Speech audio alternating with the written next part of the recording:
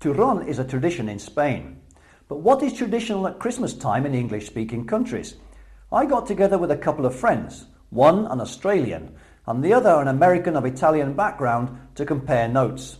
And I was surprised at the differences. Still don't know what this is? Then watch on. All will be revealed.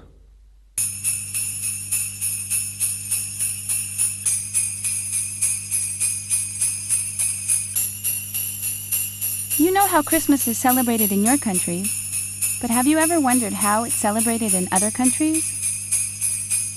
Well, it's just like in Spain. Everybody complains that every year the decorations go up earlier and earlier in the shops, and that when they come back from holiday in August, almost immediately they have things in the shops that show Christmas decorations and Christmas preparations. Wow, Christmas time on the East Coast is a very festive time of year. New York is beautifully lit up with Rockefeller Center and ice skating in Central Park, people shopping, and the windows are all dressed on Fifth Avenue. It's really an exciting time of year, and we just have lots of fun. But of course that's not the main reason of Christmas. It's about spending it with friends and family and celebrating the birth of Christ. Traditionally, because we are an English colony in Australia, we celebrate the traditional English Christmas dinner. For many people, Christmas begins with putting up the decorations and selecting the tree. I have to mention the Christmas tree. We decorate that a couple weeks before Christmas with trimmings, garland, and lights, and it's just beautiful. We have a nativity set, so it's beautiful. Personally, we put them up, for example, the Christmas tree and the decorations for the walls, about 2 weeks before Christmas normally. After days of preparation, December 24th finally arrives, and the celebration can begin. Perhaps the most memorable moment of the holiday is opening the presents. The morning of Christmas Day is peaceful. It's really nice. Santa Claus has come down the chimney. All the kids are excited because they get to open up their gifts.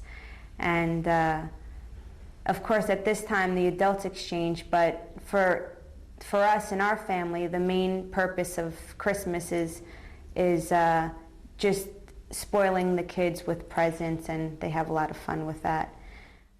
The children, it's very much centered on presents. The kids love the idea of, it builds up. So over the months leading up to Christmas, the shops are already full of gift ideas from about October. Christmas morning, the children have always, during the night, parents have put in their room normally, either depending on the family tradition, is either a stocking full of small presents like comics and fruit and small toys, or a pillowcase full of toys as well. So when the children wake up early, they can see lots of things at the bottom of their bed that they get very excited about and can start looking at presents straight away. December 25th is another day to spend with loved ones, and a special meal is also served on this day. We celebrate the traditional English Christmas dinner with the stuffed turkey, the baked vegetables, the Christmas pudding with all the trimmings, the custard, little mince pies, shortbread, etc. Very heavy, hot food made for winter, basically.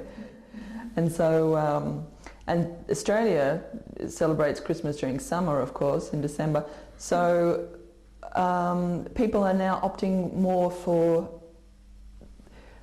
something a little cooler, a bit lighter, seafood or salad. It's very popular to go down to the beach with the family or friends, a bunch of friends. I come from a traditional Italian family, so on Christmas Eve we have lots of fish dishes that consist of bacala and shrimp and calamari, and the list could go on and on. It's my mom just cooks a feast. And of course there's always room for dessert with homemade cookies and cakes. We just have lots of fun and spend time with the family. Well, for dinner, for example, for Christmas dinner, we have roast turkey.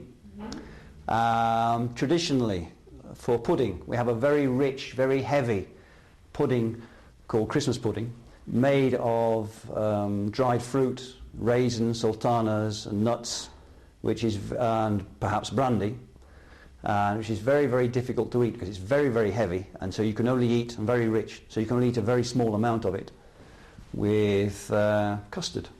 And the other tradition we have, when we're eating our meal, we have on the table with the meal a thing called a cracker. I have a cracker here. Now this is a cracker. Now a cracker will go, each place on the table will have a cracker.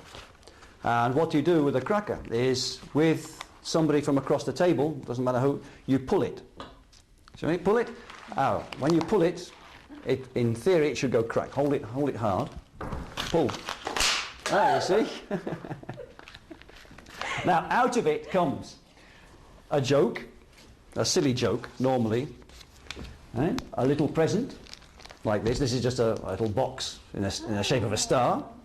And normally, traditionally, a paper hat, and lo and behold, here we have a paper hat.